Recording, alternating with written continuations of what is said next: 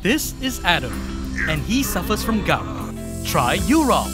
It helps to prevent crystallization of uric acid crystals in gout therapy. Urol, effective urinary alkalinizer for gout.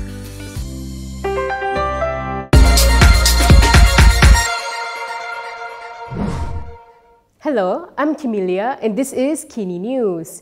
PM Anwar Ibrahim today dismissed allegations of puppetry to the DAP, affirming his independence while countering claims of marginalizing Islam and Malays in his leadership. Prime Minister Anwar Ibrahim has dismissed claims that he is subservient to DAP.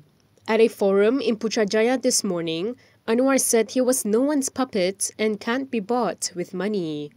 Soal yang dibahaskan ya, bahawa kita hanya tunduk kerana dukungan parti basis Cina DAP yang menguasai. Saudara, yang Perdana Menteri saya bukan boneka sesiapa. Alhamdulillah, umur akan mencecah 76, saya tidak boleh dibeli dengan wang ringgit. Kalau boleh dibeli, saya dah kelencong lama lah. Anwar's remarks came after Dr Mahathir Mohamad claimed that the government had to follow DAP's agenda because of the party's numbers that supported Anwar in parliament. Anwar also rubbished Mahathir's claims that DAP wanted Malaysia to be a multiracial country and replace the official religion of Islam with a secular country to turn Malaysia into a nation with no official religion.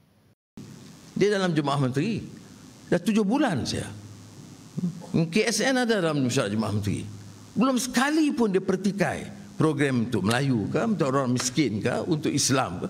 Belum sekali dalam 7 bulan ni.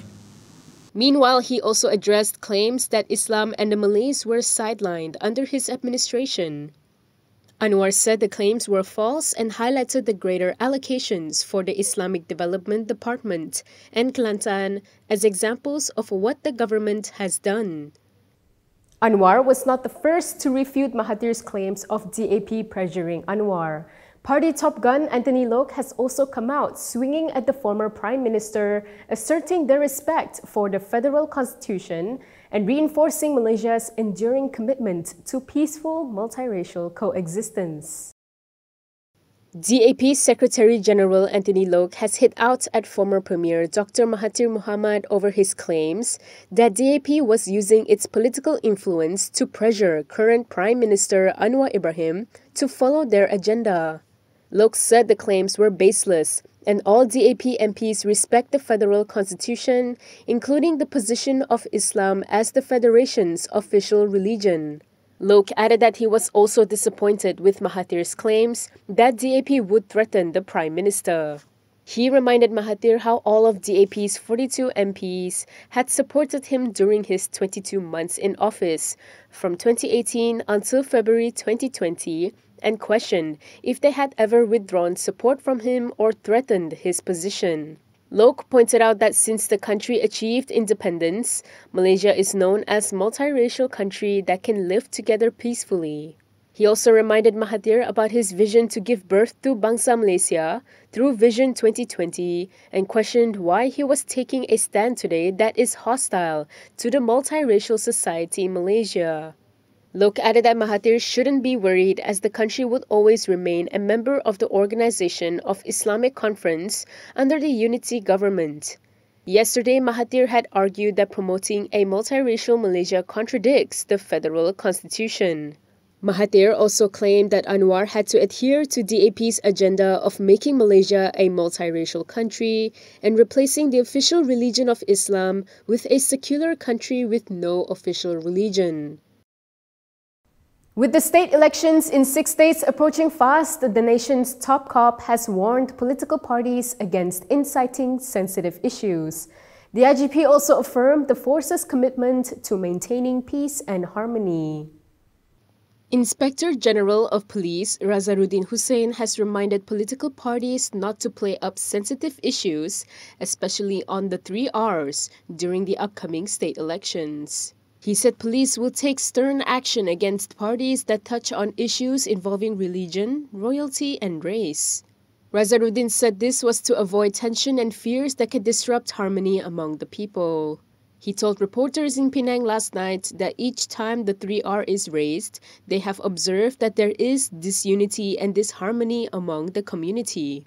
He added that they want the state elections to run smoothly and peacefully so that voters can go out safely to cast their votes. Razaruddin also reminded parties to comply with the existing rules and laws, especially those related to the Election Offences Act 1954 and the Sedition Act. He said the police have their recording and zone officers who will be monitoring the election campaigns, and they will also be at the talks.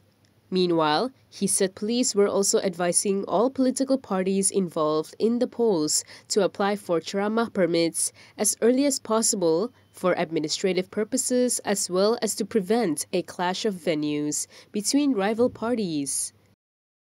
Up north in Kedah, Sanusi has scoffed at the opposition's assertion of a 10% vote swing in the imminent elections, calling it a far-fetched dream amid the steadfast Malay electorate.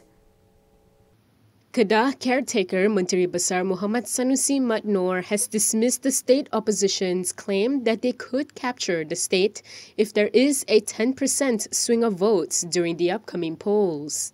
Sanusi reportedly said that a vote swing of 10% is difficult in politics, especially given the voting patterns in Kedah, as Malay voters are not easy to sway.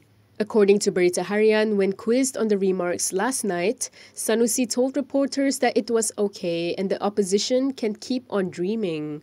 Sanusi was responding to a recent remark by Kedah Harapan chairperson Mahfuz Omar that Harapan and BN could seize the state from Perikatan Nasional if a 10% swing in votes happen.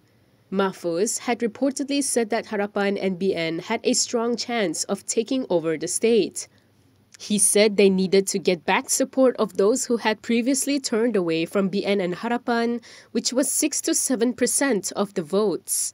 Mahfuz added that if they managed to get 10%, he believes they could form the state government.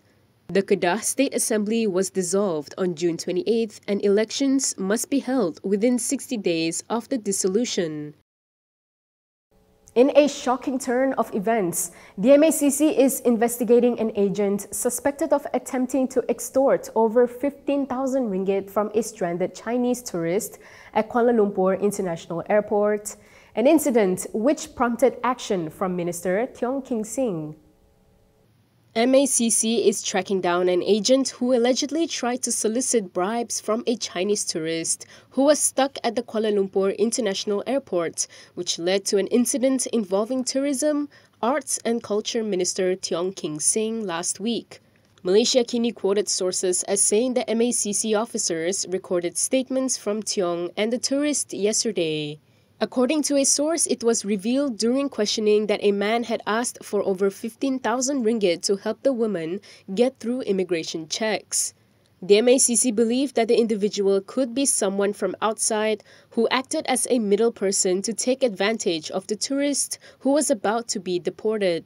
Sources said the middle person had asked for payment for what they described as administrative fees through phone calls to a Malaysian woman who was supposed to pick up the Chinese tourist from KLIA.